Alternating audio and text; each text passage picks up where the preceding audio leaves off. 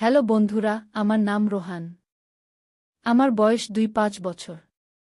আমি সবসময় মেয়েদের চেয়ে বয়স্ক মহিলাদের প্রতি বেশি আগ্রহী। তাদের শান্ত আচরণ, তাদের সুন্দর শরীর এবং তাদের গভীর কথাবার্তা আমাকে অন্য এক জগতে নিয়ে যায়। যখনই আমি তাদের সাথে থাকি, আমি এক অন্যরকম শান্তি এবং আনন্দ অনুভব করি। আমার স্কুলের পড়াশোনা শেষ হয়ে গিয়েছিল এবং এখন আমি কলেজে ভর্তি হতে চলেছিলাম। আমি একটা ভালো কলেজে ভর্তি হয়েছিলাম, কিন্তু আসল সমস্যা ছিল আমার কলেজটি শহরে ছিল এবং প্রতিদিন গ্রামে আমার বাড়িতে যাতায়াত করা খুব কঠিন ছিল। তাই আমাকে শহরে থাকার জন্য একটি ভাড়া ঘর খুঁজতে হয়েছিল। আমি অনেক জায়গায় ঘুরেছি, কিন্তু হয় ভাড়া অনেক বেশি ছিল নয়তো পরিবেশ ভালো ছিল না। তারপর একদিন আমি এমন একটি বাড়ি খুঁজে পেলাম যা ঠিক ছিল এবং আমার বাজেটের মধ্যেও ছিল। কিন্তু আসল অবাক হলাম যখন আমি সেই বাড়ির মালিককে দেখলাম। কেউ একজন আমাকে বলেছিল যে একজন আন্টির ২-৩টি ঘর খালি আছে। তারপর কি, আমি সোজা আন্টির বাড়িতে গিয়ে দরজায় টোকা দিলাম। সে দরজা খুলে দিল। আমি শুধু তার দিকে তাকিয়ে রইলাম। আমার সামনে ৫-০ বছর বয়সী একজন মহিলা দাঁড়িয়েছিলেন।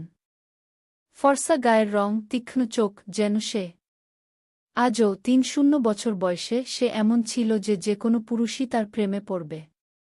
আমি ইতিমধ্যেই এই ধরনের মহিলাদের পছন্দ করেছি। তার শরীরের প্রতিটি অংশ, তার প্রতিটি নড়াচড়া আমাকে তার দিকে টেনে নিচ্ছিল। আমি ওর শরীরের দিকে এমনভাবে তাকাতে লাগলাম যেমন তৃষ্ণার্ত মানুষ পানির দিকে তাকায়। তার প্রতিটি অঙ্গভঙ্গিতে এক ভিন্ন নেশা ছিল যা আমাকে পাগল করে তুলছিল। তারপর সে আমাকে জিজ্ঞেস করল, বলো তো কাজটা কি? তার কণ্ঠে একটা অদ্ভুত সুর ভেসে আসছিল যা আমার কানে প্রতিধ্বনিত হচ্ছিল। আমি একটু ইতস্তত করে বললাম, হ্যাঁ হ্যাঁ আন্টি, কেউ আমাকে বলেছে যে তোমার একটা খালি ঘর আছে। আসলে আমি কাছের একটা কলেজে ভর্তি হয়েছি এবং তোমার ঘরটা ভাড়া চাই। সে হেসে বলল, হ্যাঁ হ্যাঁ, ঘরটা খালি আছে, তুমি এটা নিতে পারো। তারপর সে আমাকে ভেতরে আসতে বলল এবং সামনের দিকে হাঁটতে শুরু করল। আমি তাকে অনুসরণ করছিলাম এবং আমার চোখ কেবল তার উপরই স্থির ছিল। তার হাঁটার ধরন, তার শরীরের ছন্দ, সবকিছুই আমাকে তার দিকে টানছিল। আমার ভেতরে এক অদ্ভুত আগুন জ্বলতে শুরু করেছিল। আমার মনে নানা ধরনের চিন্তা আসতে লাগল। তার ঘরের ভেতরের গন্ধ আলাদা ছিল। একটা অদ্ভুত গন্ধ আমার হৃদয়ে ভরে যেতে লাগল। এতে আমার অস্থিরতা আরও বেড়ে যাচ্ছিল। সে আমাকে ঘরটি দেখালো যা পরিষ্কার এবং বাতাসযুক্ত ছিল, কিন্তু আমার চোখ ঘরের চেয়ে তার উপর বেশি নিবদ্ধ ছিল। তার প্রতিটি কাজ, প্রতিটি অঙ্গভঙ্গি আমাকে তার দিকে টেনে নিচ্ছিল। আমি তার কাছে থাকতে চেয়েছিলাম। তারপর আমি তাকে রুমের ভাড়া সম্পর্কে জিজ্ঞাসা করলাম। সে আমাকে যে ভাড়া বলেছিল তা একটু বেশি ছিল, কিন্তু আমি পাত্তা দিইনি। আমি যে কোনো মূল্যে এই ঘরটি নিতে চেয়েছিলাম। আমি তাকে বললাম যে আমি এই ঘরটি পছন্দ করি এবং আমি এটি ভাড়া নিতে চাই। সে হেসে বলল, ঠিক আছে, তুমি আগামীকাল থেকে আসতে পারো। আমি হ্যাঁ সূচক মাথা নাড়লাম এবং মনে মনে খুশি হলাম। পরের দিন সকালে আমি আমার লাগেজ নিয়ে প্রস্তুত ছিলাম, একটি পুরানো ব্যাগ যার মধ্যে আমার কিছু পোশাক, বই এবং আগের দিন থেকে আমার মনে যে অস্থিরতা গেঁথেছিল। আন্টি, তার মুখ, তার হাসি এবং তার স্টাইল বারবার আমার মনে ভেসে উঠছিল।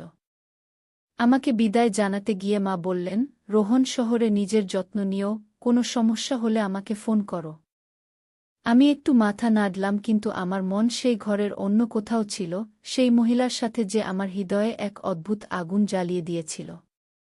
সন্ধ্যার কুয়াশায় আমি আন্টির বাড়িতে পৌঁছালাম।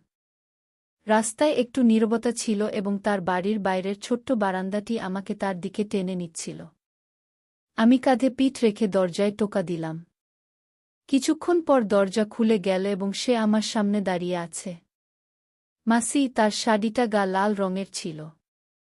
বাতাসে ঝোপটা একটু একটু করে দোলাচ্ছিল। তার চুলগুলো একটু এলোমেলো ছিল এবং মুখে এক ফোঁটা ঘাম ঝলমল করছিল, যেন সে রান্নাঘর থেকে এসেছে। রোহান, তুমি এখানে? তার কণ্ঠস্বরের একই অনুরণন ছিল যা আমার কানে মধুর মতো গলে যাচ্ছিল। আমার ভেতরে একটা ঝড় উঠতে শুরু করল। হ্যাঁ আন্টি, আমি একটু থেমে বললাম। মনে মনে তার নাম বারবার বলতে বলতে আমার নিঃশ্বাস দ্রুততর হয়ে উঠল। সে একটু হেসে বলল, ভেতরে এসো, লাগেজটা রাখো। বাইরে নিশ্চয়ই গরম পড়ছে। আমি তার পিছু নিলাম। ঘরে চন্দনের হালকা সুবাস ছিল যা আমার অস্থিরতা বাড়িয়ে দিচ্ছিল। আমার চোখ তার কাঁধের উপর, তার শাড়ির ছন্দে এবং তার হাঁটার ধরনে স্থির ছিল। ঘরের দিকে মুখ ঘুরাতেই তার শাড়ির পাল্লু কাঁধ থেকে একটু সরে গেল। আমার চোখ তার কোমরের নরম রেখার উপর স্থির ছিল যা শাড়ির নিচে থেকে সামান্য বেরিয়ে আসছিল। আমি তৎক্ষণাৎ অন্যদিকে তাকানোর চেষ্টা করলাম কিন্তু আমার মুখ গরম হয়ে উঠছিল। আমার ভেতরে আগুন জ্বলছিল। ঘরে পৌঁছানোর পর আমি আমার ব্যাগটি রেখে দিলাম। আন্টি আমার কাছে এসে বললেন, রোহান, এই ঘরটা কি ঠিক আছে? যদি তুমি চাও তাহলে আমাকে জানাও। তার কণ্ঠে এক অদ্ভুত উষ্ণতা ছিল যা আমার হৃদয় ছুঁয়ে যাচ্ছিল। আমি শুধু মাথা নাড়লাম কারণ আমার জিভ চলে গেছে। সে আমার ব্যাগ গুছিয়ে নিতে শুরু করল এবং ব্যাগটা তোলার সাথে সাথেই তার আঙ্গুলগুলো আমার হাতের স্পর্শে হালকাভাবে ঢুকে গেল। সেই স্পর্শ এতটাই নরম এবং উষ্ণ ছিল যে আমার সারা শরীরে একটা কাঁপুনি বয়ে গেল। আমি তার দিকে তাকালাম কিন্তু সে শুধু এমনভাবে হাসছিল যেন কিছুই ঘটেনি। আমার মনে একটা ঝড় উঠছিল। সেই ছোট্ট মুহূর্তটি আমার কাছে এক অব্যক্ত প্রতিশ্রুতির মতো ছিল। সেই রাতে আন্টি আমার সামনে খাবার টেবিলে বসেছিলেন।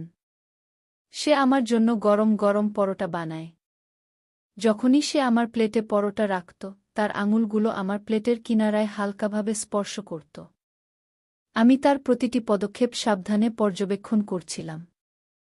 তার হাতের কোমলতা, চোখের ঝলমলে ভাব আর তার শাড়ির পাল্লু যা বারবার কাঁধ থেকে খসে পড়ছিল। একবার তার পাল্লু এতটাই পিছলে গিয়েছিল যে তার কোমরের কিছু অংশ স্পষ্ট দেখা যাচ্ছিল। আমার চোখ সেখানেই থেমে গেল এবং সেই মুহূর্তে আমার কাছে মনে হলো পৃথিবীটা যেন উল্টে গেছে। আন্টি আমার চোখ দেখতে পেলেন কিন্তু তিনি শুধু হালকা হাসলেন এবং আমি আমার পাল্লু ঠিক করে দিলাম। রোহান, খাও, আমার সারা রাত এটা নিয়ে ভাবার আছে। সে আস্তে করে বলল। ওর এই কথাটা আমার মনে নতুন ঝড় তুলে দিল। পরের দিন সন্ধ্যায় আমি আমার ঘরে পড়াশোনা করছিলাম, ঠিক তখনই মাসি দরজায় নক করলেন। রোহান, চা খাবে? সে জিজ্ঞেস করল। আমি তৎক্ষণাৎ বইটি বন্ধ করে বললাম, হ্যাঁ, অবশ্যই আন্টি। সে ভেতরে এলো। তার হাতে 2টি কাপ ছিল। আমার দিকে এক কাপ বাড়িয়ে দেওয়ার সময় তার শাড়ির পাল্লু আবার একটু পিছলে গেল। আমার চোখ আটকে গেল তার কোমরের নরম রেখায়।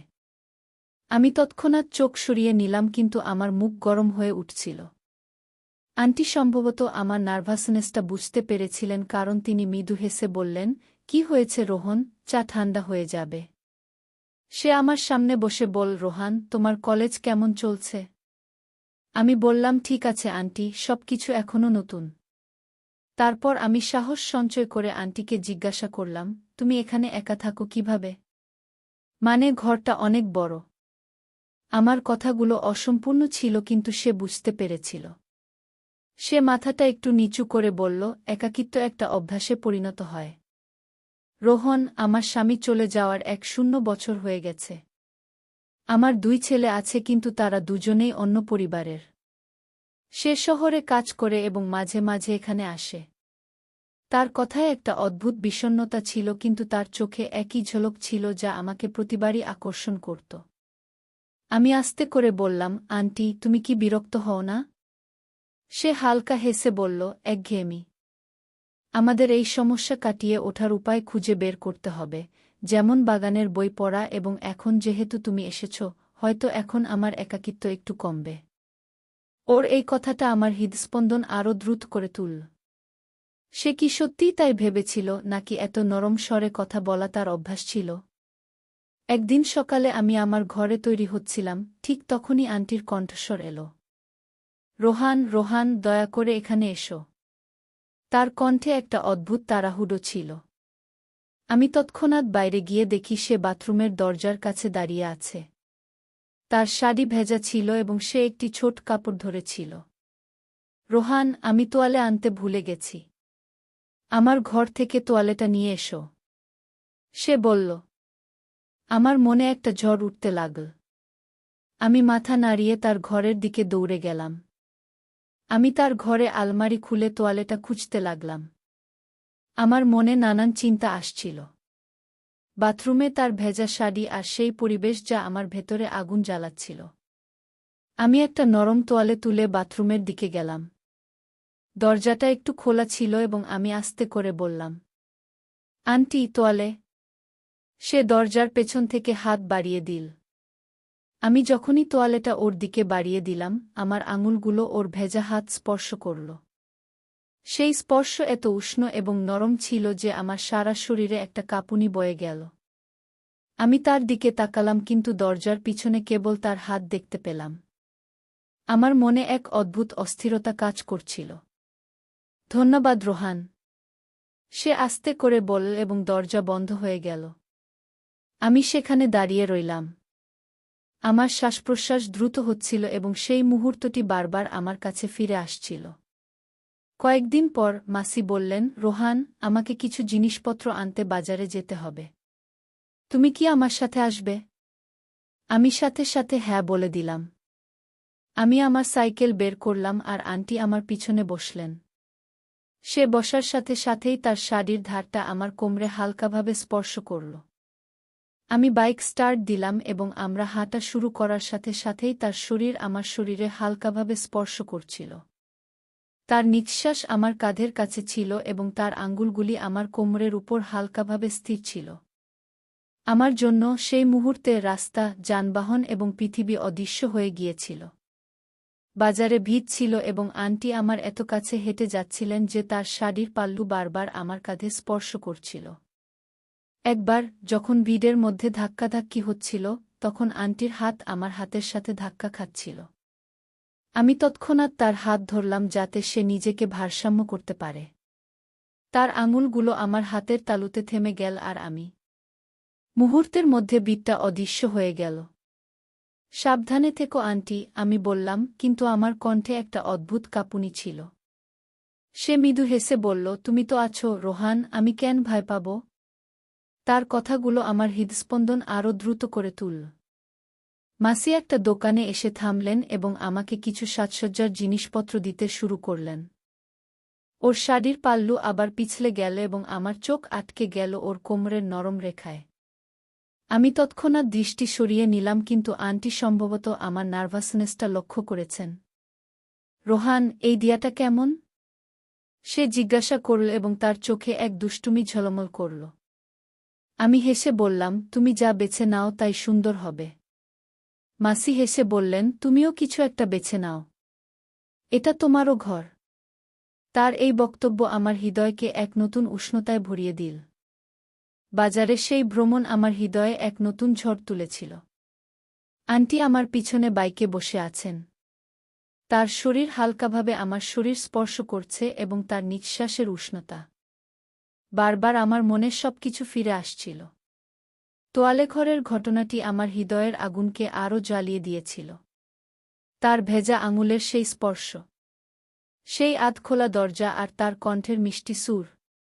আমি সারা রাত জেগে থাকতাম সেই মুহূর্তগুলোর কথা ভেবে।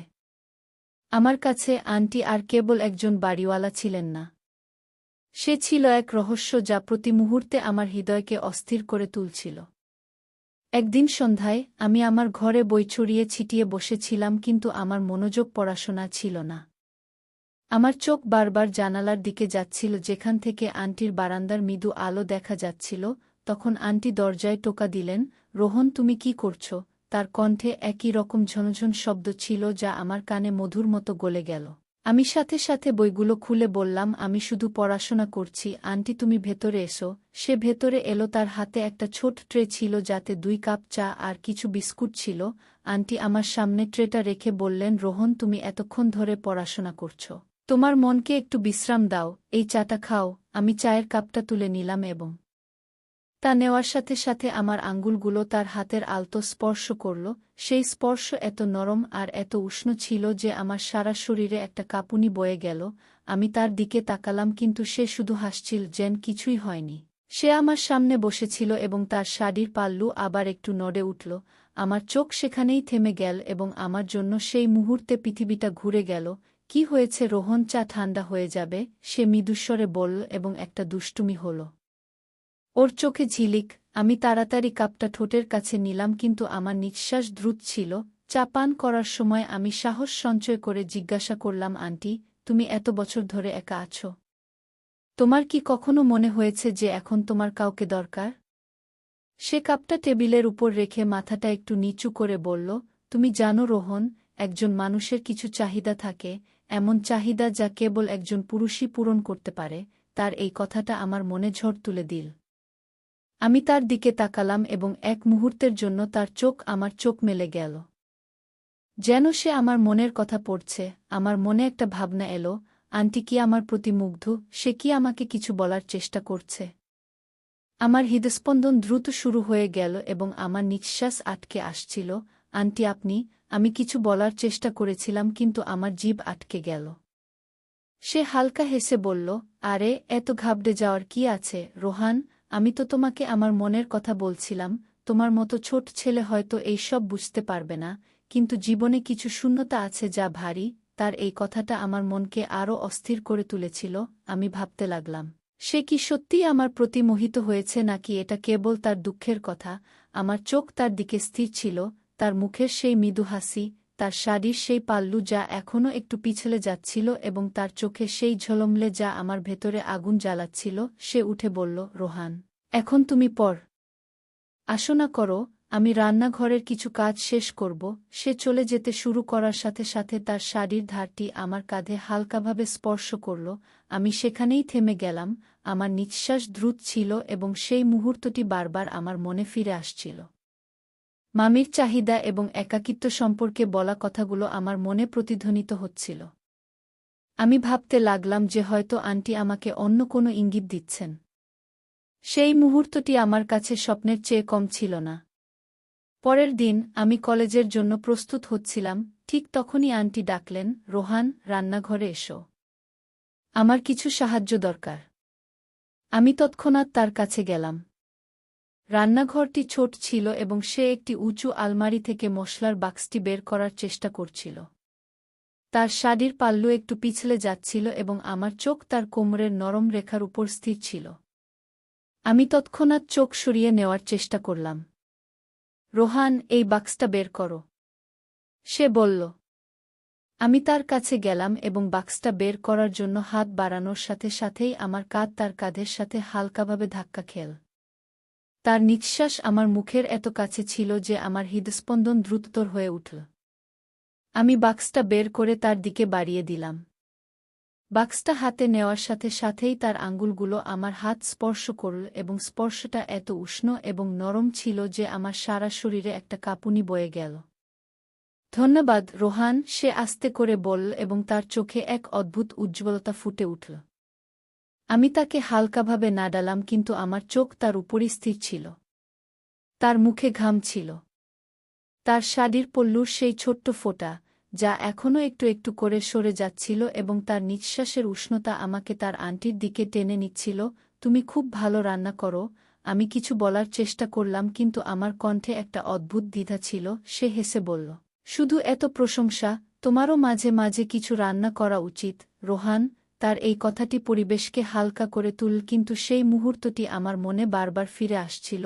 আন্টির কথা, তার চাহিদা সম্পর্কে, তার একাকিত্ব সম্পর্কে আমার মনে প্রতিধ্বনিত হচ্ছিল। আমি ভাবতে লাগলাম যে আন্টি হয়তো আমাকে অন্য কিছুর ইঙ্গিত দিচ্ছেন। তাই বন্ধুরা, এই গল্পটি অনেক দীর্ঘ, তাই আমি আগামীকাল গল্পের পরবর্তী অংশ নিয়ে আসব। পরবর্তী অংশে আমি তোমাদের বলব এই গল্পে আরও কী ঘটবে। তাই দয়া করে আমাদের চ্যানেলটি সাবস্ক্রাইব করুন এবং ভিডিওটি লাইক করুন। ধন্যবাদ।